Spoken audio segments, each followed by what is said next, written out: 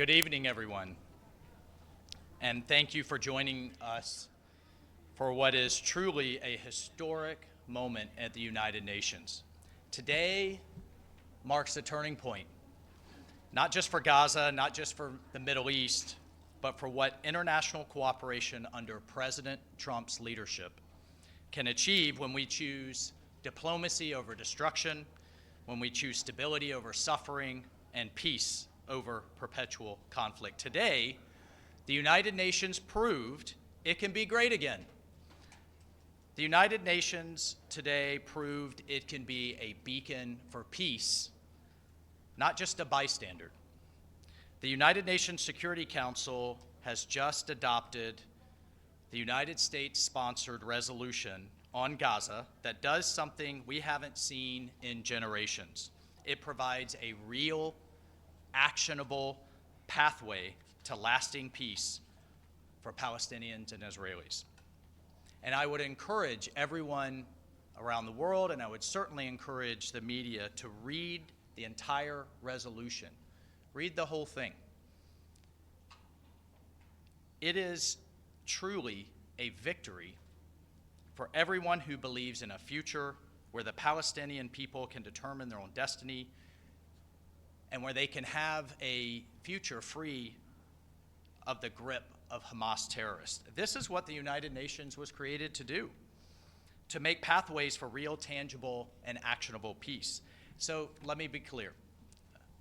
This resolution and the progress it represents would not have been possible without President Trump's bold leadership and his vision. Folks, just weeks ago, literally just weeks ago, the Middle East was mired in conflict. Hostages remained in tunnels in captivity.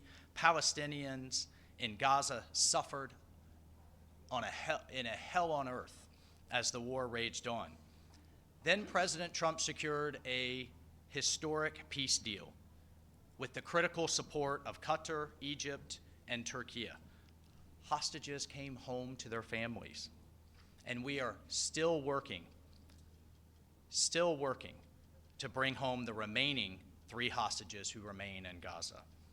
But we've also seen massive humanitarian aid begin flowing into Gaza, an average of 660 trucks per day since the ceasefire. So we saw the region in chaos just weeks ago. It took its first real step towards peace. And today, the United Nations solidified that into international law. Today, the Security Council built on that foundation.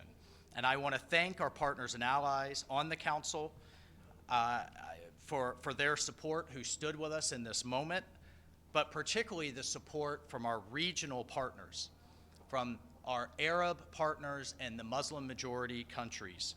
It has been absolutely indispensable. I can't overemphasize it. The United States, Qatar, Egypt, the United Arab Emirates, the Kingdom of Saudi Arabia, Indonesia, Pakistan, Jordan, and Turkey stood together in support of this resolution and President Trump's plan. Then you had the endorsement from the gathering at Sharm el-Sheikh, where over 20 countries, over a dozen from Europe, including the European Union, supported this comprehensive approach and demonstrated that the region is ready for change. Folks, the region is tired of the same old talking points, the same old solutions that have never worked. The region is ready to break this cycle of violence.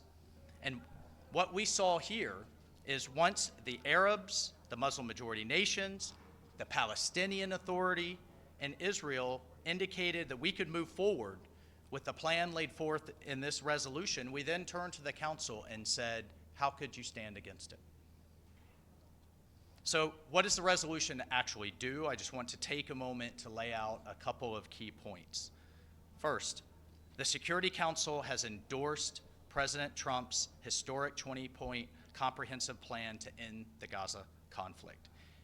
It welcomes the establishment of the Board of Peace as a transitional administration for Gaza that will oversee and support a technocratic, apolitical Palestinian committee responsible for day-to-day government services.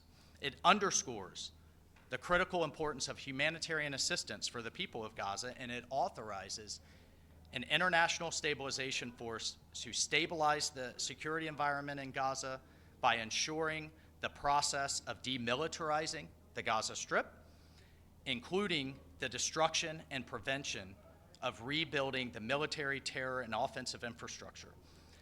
It also decommissions, it ensures the decommissioning from Hamas and its partners. All of this will allow for a Gaza Strip that is finally free of Hamas's terror and reign. This resolution represents the first real step in generations towards forging a lasting peace for Gaza, for Palestinians, for Israelis, and for the entire region. And I want to be clear. The United States made it clear. President Trump, Secretary Rubio, my good friend Jared Kushner, Special Envoy Witkoff, we all made it clear that a vote against this resolution was a vote to return to war. So thanks to our actions here today and President Trump's bold, clear-eyed leadership, a stable, a safe, and a prosperous future in the Middle East is now finally within reach. Thank you. Ambassador, does the U.S. still support your resolution? How long will it Does the take U.S. to still implement support this? your